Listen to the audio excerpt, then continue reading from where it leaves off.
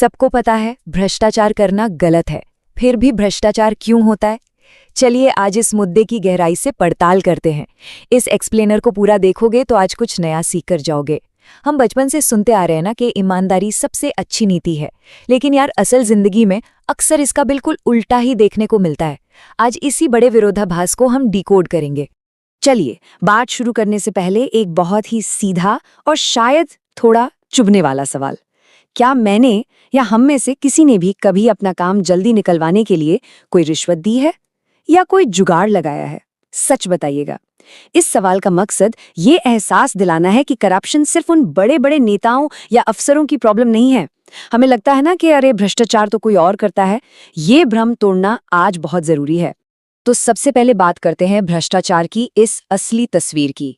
Ground level पर ये आखिर कैसा दिखता है?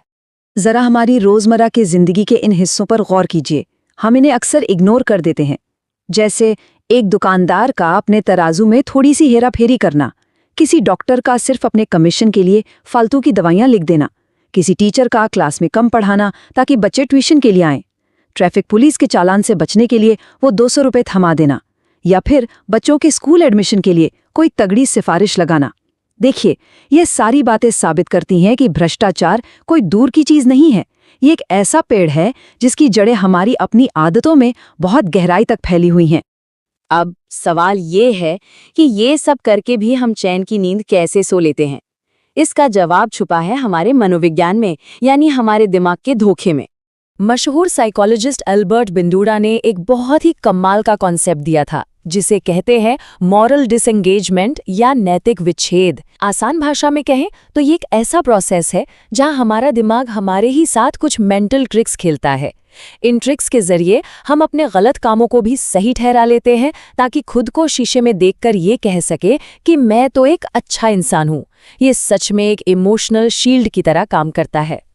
तो ये ट्रिक्स काम कैसे करती हैं? बंडूरा ने इसके 6 तरीके बताए हैं, ध्यान से सुनिएगा।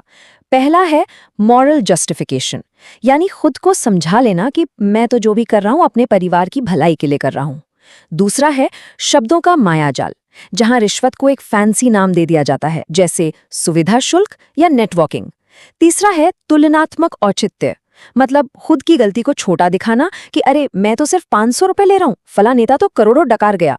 फिर आता है जिम्मेदारी टालना, मेरा क्या दोष, ऊपर से ऑर्डर था या सब तो यही कर रहे हैं। और इसका छठा और सबसे खतरनाक तरीका है डीह्यूमनाइजेशन, जहां हम उस इंसान के बारे में सोचना ही बंद कर देते हैं जिसका हमारे भ्रष्टाचार से सीधा नुकसान हो रहा है। हम सचमुच खुद से ही झूठ बोलते हैं। अब एक और बहुत ही शानदार थ्योरी देखते हैं नोबेल प्राइज विनर डैनियल काहनेमैन की। उनका कहना है कि हमारा दिमाग 2 सिस्टम्स में काम करता है। सिस्टम 1 बहुत ही फास्ट, ऑटोमेटिक और इमोशनल है। ये तुरंत कहता है जल्दी से 200 रुपए दो और यहां से निकलो। दूसरी तरफ है सिस्टम 2 जो थोड़ा स्लो, रैशनल और एथिकल होता है। ये कहता है रुको, ये गलत है, मुझे ऑफिशियल चालान ही कटवाना चाहिए। लेकिन मजेदार बात पता है क्या है? जब हम थके हुए होते हैं या जल्दबाजी में होते हैं तो हमेशा सिस्टम 1 जीत जाता है, क्योंकि सही काम करने में, एथिक्स फॉलो करने में दिमागी मेहनत लगती है, जबकि भ्रष्टाचार तो बस एक आसान शॉर्टकट है। मनोविज्ञान से थोड़ा आगे बढ़कर अब भारतीय समाज में इस समस्या की जड़ों को टटोलते हैं। अगर हम भारतीय समाज की बात करें तो इसमें भ्रष्टाचार की जड़ों को मुख्य रूप से 4 हिस्सों में बांट सकते हैं। पहला है हमारी कॉलोनियल लेगेसी या अंग्रेजों के जमाने की विरासत। उस वक्त पावर का मतलब ही जनता का शोषण करना होता था, और कहीं ना कहीं वो माइंडसेट आज भी सिस्टम में बना हुआ है।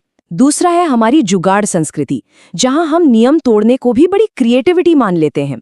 तीसरा पॉइंट है भाई भतीजावाद या नेपोटिज्म। यहाँ टैलेंट से ज्यादा जाति और रिश्तेदारों को फेवर किया जाता है। और चौथा, एक बहुत ही कड़वा सच, गरीबी अक्सर कमजोर लोगों को इस करप्ट सिस्टम के आगे झुकने पर मजबूर कर देती है।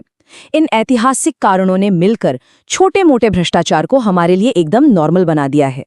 चलिए अब इस पूरे मुद्दे को थोड़ा फिलॉसफी यानी दर्शन शास्त्र के नजरिए से देखते हैं। देखिए, चाणक्य का ये 2300 साल पुराना कोट आज भी कितना सटीक है।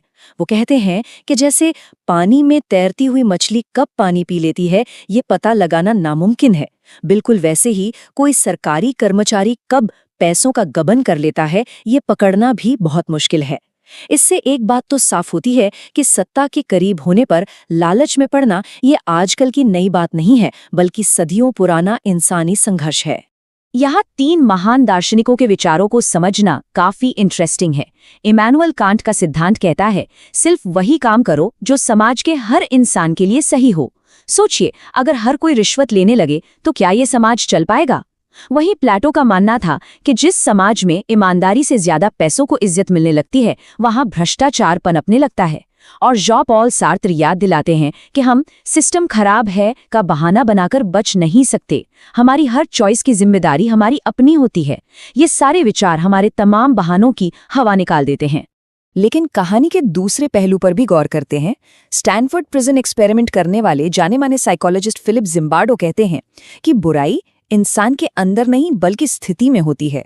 ये थॉट सोचने पर मजबूर करता है कि कई बार खराब हालात ही इंसान से गलत काम करवाते हैं। लेकिन ध्यान रखिएगा, ये सिर्फ एक कारण हो सकता है, कोई एक्सक्यूज या बहाना नहीं। अगर परिस्थितियां खराब हैं तो उन्हें बदलने की जिम्मेदारी भी तो हमारी ही है ना। तो अब सबसे बड़ा और अहम सवाल, बदलाव कैसे आएगा? इस टूट चुके सिस्टम को कैसे फिक्स किया जाए? इस साइकिल को तोड़ने के लिए हमें 4 क्लियर रास्ते अपनाने होंगे। पहला, अपनी संस्थाओं पर भरोसा बढ़ाना होगा, जैसे स्कैंडिनेवियन देशों में होता है, जहां लोगों को यकीन होता है कि बिना पैसे खिलाए उनका काम हो जाएगा। दूसरा है नैतिक साहस या मॉरल करेज दिखाना। जब आसपास के सब लोग गलत काम के लिए हाँ कह रहे हों, तब अकेले खड़े होकर ना कहने की हिम्मत जुटाना। तीसरा है एजुकेशन और एम्पैथी, ये महसूस करना कि उस भ्रष्टाचार की कीमत आखिर कौन सा गरीब इंसान चुका रहा है। और चौथा, एक ऐसा कल्चर बनाना जहां सच्चाई बोलने वालों को सपोर्ट और सुरक्षा मिले। मजबूत संस्थाएं और हमारी अपनी पर्सनल एम्पैथी, यही वो 2 चीजें हैं जो इस मॉरल डिसएंगेजमेंट का सबसे बड़ा इलाज हैं। अब इस एक्सप्लेनर के आखिर में हमें खुद से एक बहुत ही तीखा सवाल पूछना होगा। क्या मैं इस करप्ट सिस्टम का सिर्फ एक मूक दर्शक हूं जो बस बाहर से बैठकर तमाशा देख रहा है, या फिर मैं भी इसमें एक्टिवली हिस्सा ले रहा हूं? माना ये सवाल थोड़ा अनकंफर्टेबल कर देता है, लेकिन यकीन मानिए, खुद में बदलाव लाने के लिए ये बेचैनी बहुत जरूरी है। इस मुद्दे पर महात्मा गांधी जी की कही हुई ये बात एकदम परफेक्ट बैठती है। खुद वो बदलाव बनिए जो आप दुनिया में देखना चाहते हैं। दुनिया में किसी भी बड़े चेंज की शुरुआत किसी एक अकेले इंसान के सही चुनाव से ही होती है।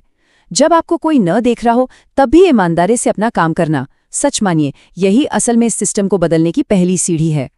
अगर ये एक्सप्लेनर पसंद आया हो तो दोस्तों के साथ शेयर करें, हमें लाइक, फॉलो, सब्सक्राइब जरूर करें। धन्यवाद।